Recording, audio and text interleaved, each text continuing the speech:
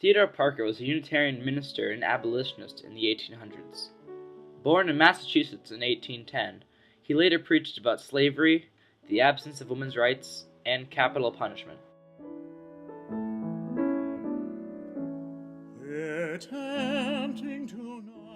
Abolitionism. Principles or measures fostering abolition, especially of slavery.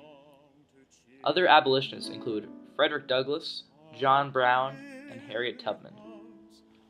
Theodore Parker was active during the time of some of those abolitionists.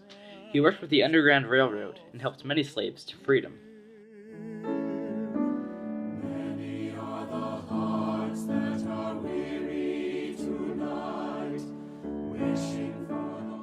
Parker focused a lot on keeping the escaped slaves safe. He had a station on the Underground Railroad and always kept a gun at his desk, in case someone attempting to harm the slaves arrived.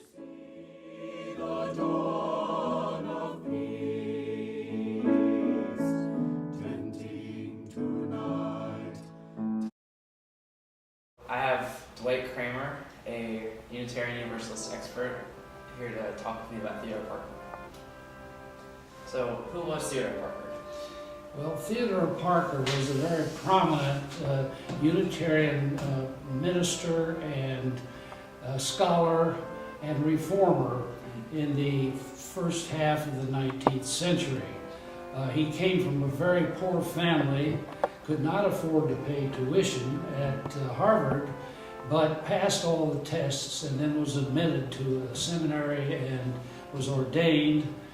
And in his career, he started out more or less as a theologian talking about religious issues, but over time he became completely absorbed with social reform. And so he became a strong reformer, an abolitionist, women's rights supporter,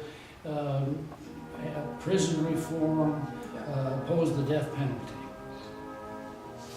So, how did he convince people about his views on slavery?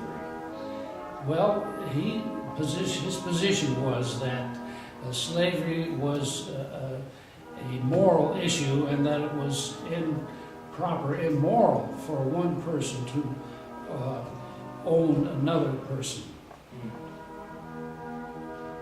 Did he was a Unitarian minister? Did he preach about it to his... Oh, yes. He preached extensively on slavery. In one of his, he wrote a lot too, and in a letter to the people of the United States, it was a scholarly study and scientific study of slavery, its history, and its effects on society and industry.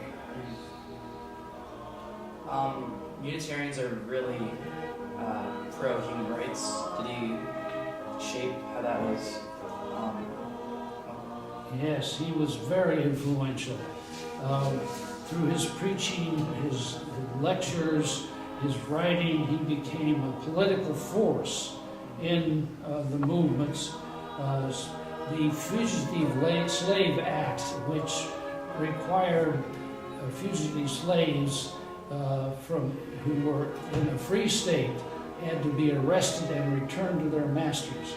And this really enraged him, so he became a fanatical abolitionist.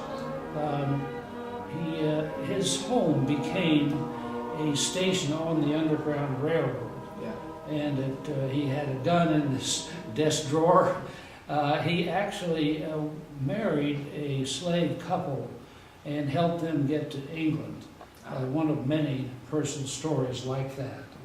And then he raised $100,000, which was a lot of money in that period, for the cause of abolitionism.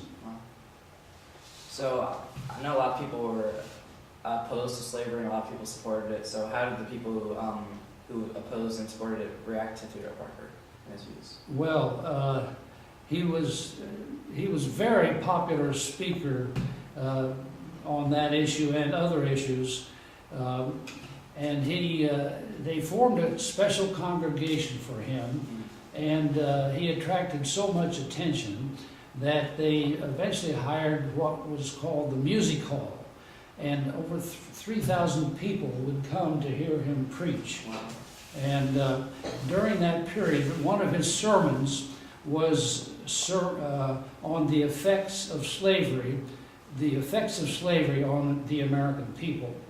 And in that lecture, that sermon, he had the phrase, "Democracy is direct self-government of all the people, by all the people, for all the people."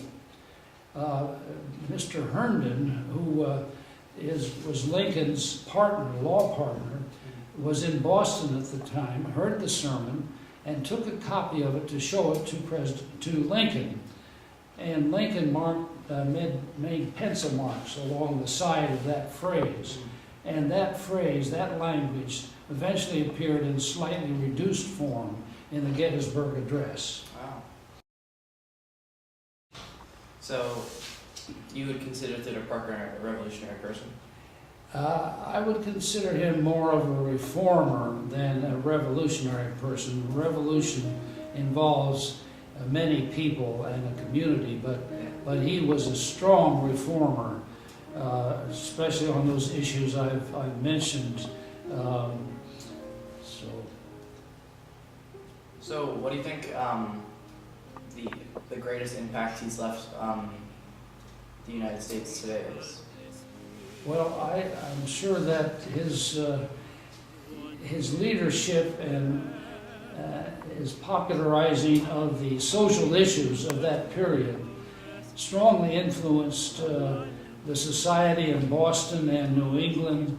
As a result, in the Unitarian movement, supporting all of these reforms beyond the abolitionism, but also the prison reform, rights for women, anti-capital punishment, and issues like that.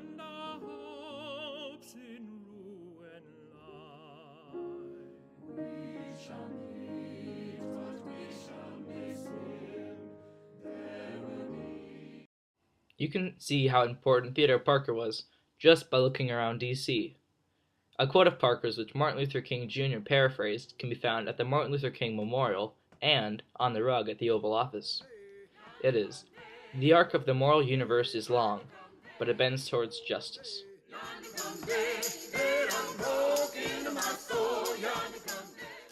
Theodore Parker died an early death caused by tuberculosis in 1860 at the age of 49. Unfortunately, he died about 5 years before the Civil War ended and slavery was abolished. He died and was buried in Florence, Italy.